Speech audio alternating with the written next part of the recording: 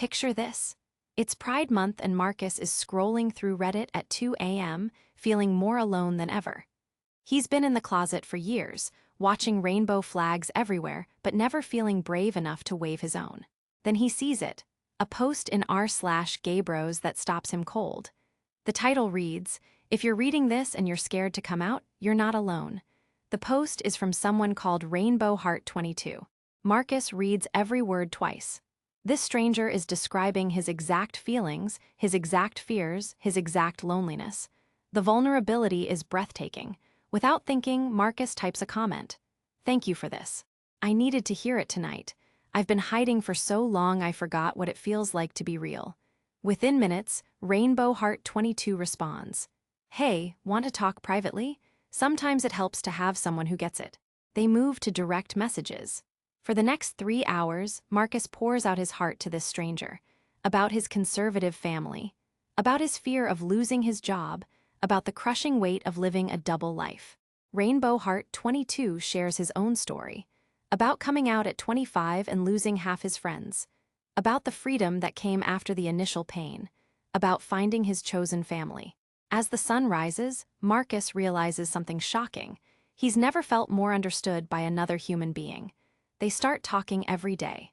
Rainbow Heart 22, whose real name is David, becomes Marcus's lifeline.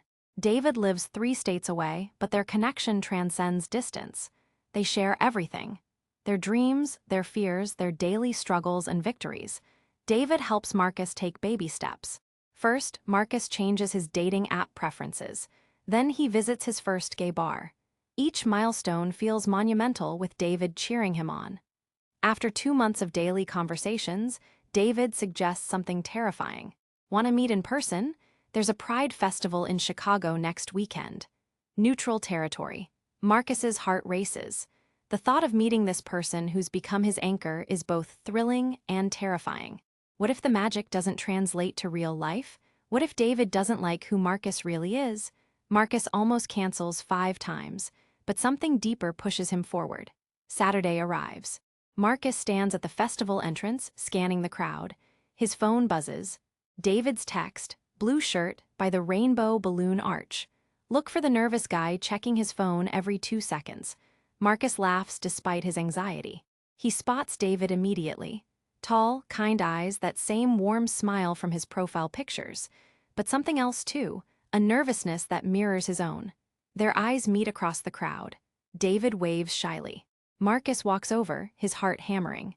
"Hi," David says softly. "Hi yourself," Marcus replies. The awkwardness lasts exactly 3 seconds. Then David grins. "Want to grab some overpriced festival food and people watch." They spend the entire day together. Talking, laughing, sharing stories face to face. The connection that existed online translates perfectly to real life. Actually, it's even stronger. As the festival winds down, they find themselves on a quiet bench, watching the sunset paint the sky in Pride colors. David turns to Marcus. "I have a confession. I've been wanting to tell you something for weeks." Marcus's stomach flips. "What is it?" "I think I'm falling for you," David says quietly. "And I know we live far apart, and I know this is complicated, but I had to say it." Marcus stares at him, then breaks into the biggest smile of his life. "David, I've been falling for you since our first conversation. I just didn't know if you felt the same way." They kiss as fireworks light up the sky. It's Marcus's first real kiss as his authentic self. 6 months later, Marcus takes a job in David's city. They move in together after a year. Their apartment is filled with rainbow flags, photos from Pride festivals, and screenshots of their first Reddit conversation framed on the wall.